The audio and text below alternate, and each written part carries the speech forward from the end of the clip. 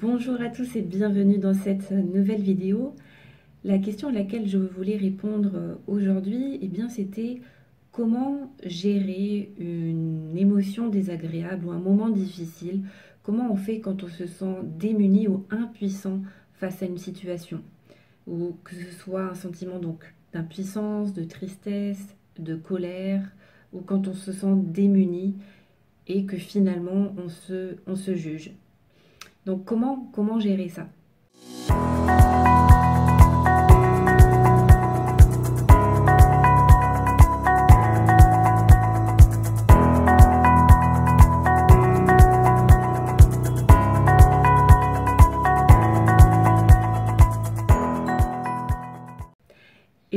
La solution, eh bi- eh bien, bis, c'est de pratiquer l'auto-empathie.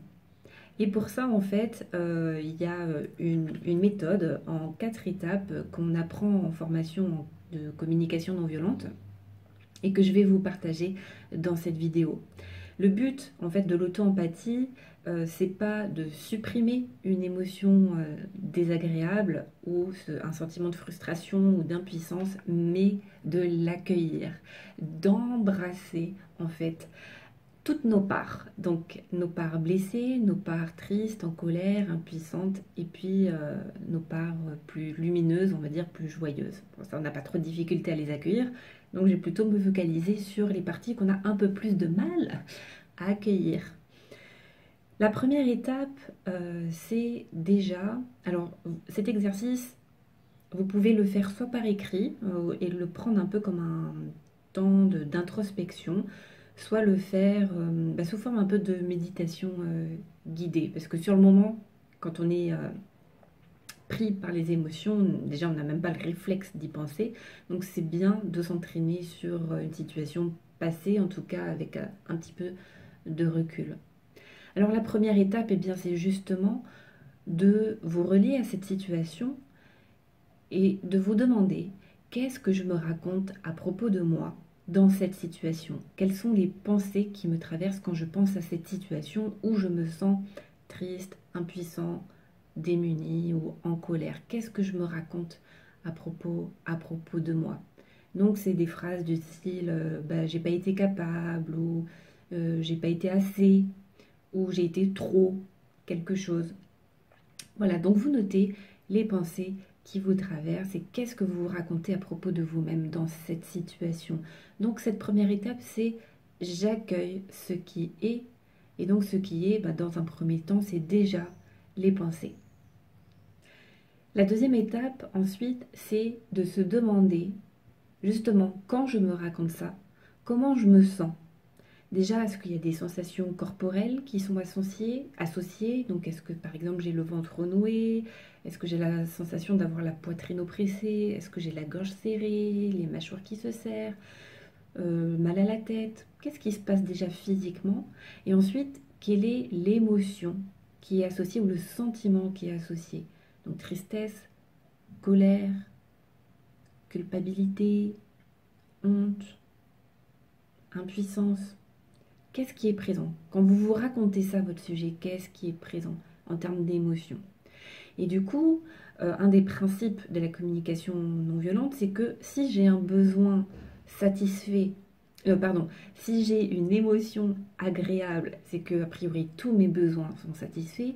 Et quand je ressens une émotion désagréable, c'est que un de mes besoins ou plusieurs de mes besoins ne sont pas satisfaits. C'est un petit peu comme un clignotant sur un tableau de bord qui nous dit attention, là il y a quelque chose qui ne va pas. Donc si vous ressentez cette émotion désagréable, quel est le besoin qui n'est pas nourri à ce moment-là? Donc vous réfléchissez, dans cette situation, qu'est-ce que j'aurais voulu? Qu'est-ce qui était important pour moi et qui n'a pas été satisfait? Et vous notez.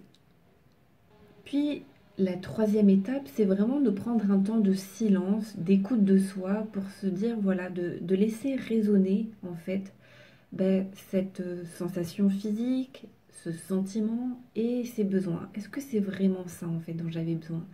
Et l'idée en fait, c'est d'imaginer, si ça peut vous aider, que nous sommes composés de différentes parties ou de différentes personnalités, qui a, on va dire, différents personnages à l'intérieur de nous.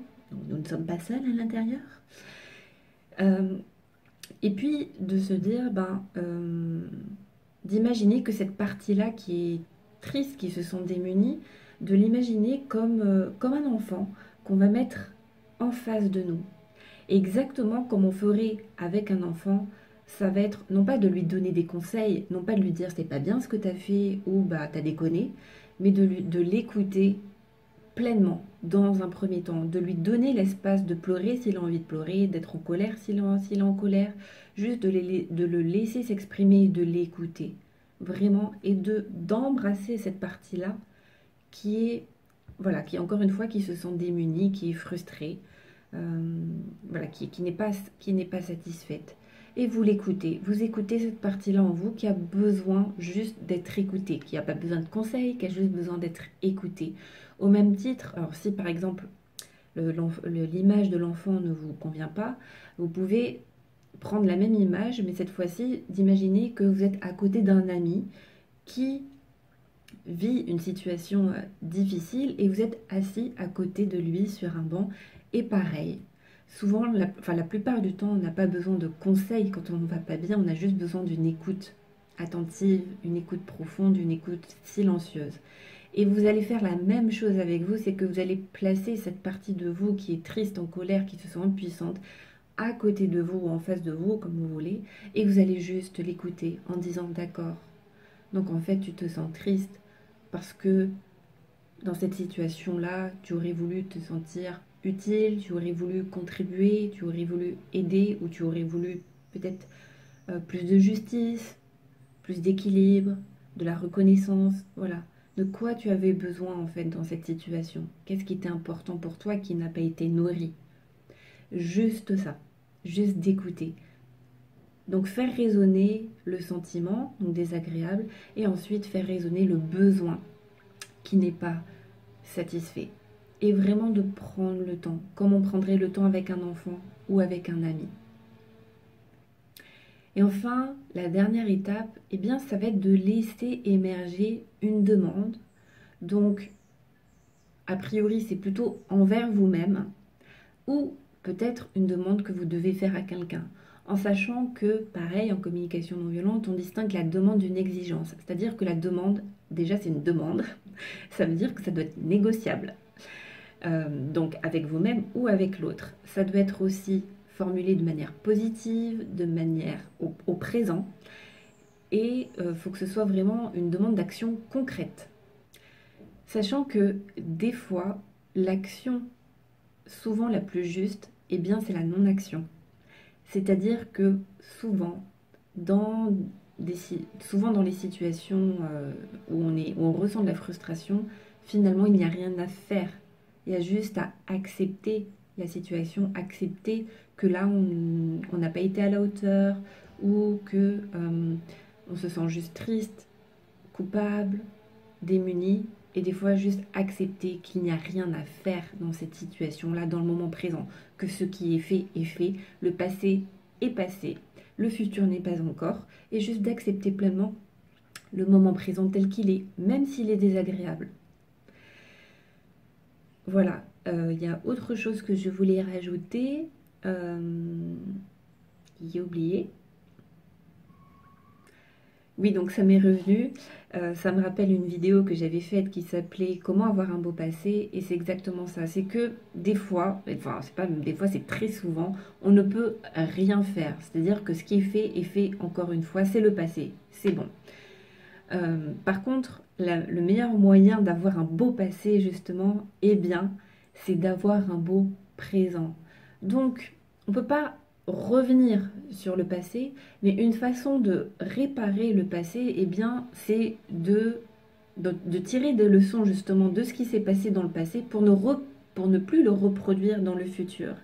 Et c'est de cette façon-là qu'on peut réparer le passé, pas en ruminant et en culpabilisant parce que ça sert à rien, c'est fait. Mais la meilleure façon de ne plus ressentir ce sentiment justement d'impuissance, de frustration, de colère, après ça dépend de la situation que vous avez en tête, mais c'est de vous dire, ok, qu'est-ce que je retiens de cette expérience, quelles leçons j'en tire pour justement éviter de reproduire les mêmes erreurs à l'avenir. Donc cet exercice, il n'est pas forcément magique, c'est-à-dire qu'il ne va pas supprimer quelque chose, une émotion désagréable, mais il vous permet d'être beaucoup plus bienveillant avec vous-même, exactement comme vous le seriez avec votre meilleur ami ou avec votre enfant, c'est-à-dire dans le non-jugement, c'est-à-dire que vous avez le droit de faire des erreurs, vous avez le droit d'être en colère, vous avez le droit d'être triste, vous avez le droit de vous sentir impuissant, vous avez le droit de ne pas être à la hauteur, vous avez le droit de merder en fait. Et c'est pas se contenter là-dedans, c'est pas se complaire dans ces erreurs, mais c'est de dire, de les reconnaître et de dire la prochaine fois, qu'est-ce que je peux faire de différent pour éviter de reproduire les mêmes erreurs. Voilà, donc en résumé, les 4 étapes de l'auto-empathie, c'est dans un premier temps, première étape, j'accueille ce qui est, donc en termes de pensée, qu'est-ce que je me raconte à mon sujet dans cette situation-là. La deuxième étape, c'est qu'est-ce que je ressens, donc plutôt une émotion désagréable, et quels sont les besoins qui ne sont pas satisfaits dans cette situation. Qu'est-ce qui est important pour moi qui n'a pas été nourri dans cette situation-là. Ensuite, c'est vraiment de prendre un temps de silence où on va accueillir justement et vraiment prendre le temps d'écouter et de donner de l'espace à ce sentiment, cette émotion désagréable et faire résonner le ou les besoins non nourris. Et enfin, la dernière étape, c'est poser une action, réfléchir à ce qu'on pourrait faire justement dans le présent pour éviter de reproduire les erreurs du passé, ou au contraire, de choisir la non-action ou la pleine acceptation de ce qui est, c'est-à-dire de dire ok, c'est là. Et en fait, d'accepter que dans cette situation-là, moi, à mon niveau, je ne peux rien faire de plus. Voilà. J'espère sincèrement que cette vidéo va vous aider et je pense vraiment que c'est... je trouve que c'est vraiment une méthode qui est à la fois très simple et très très belle parce qu'elle nous permet d'accueillir toutes nos parts, non pas de les rejeter, non pas de les supprimer, non pas de les réprimer, mais de les accueillir pleinement. Et c'est ça l'amour inconditionnel pour moi. Je vous souhaite une excellente journée, tout en douceur et en amour pour vous et pour les autres. Et je vous souhaite et je vous dis à très bientôt.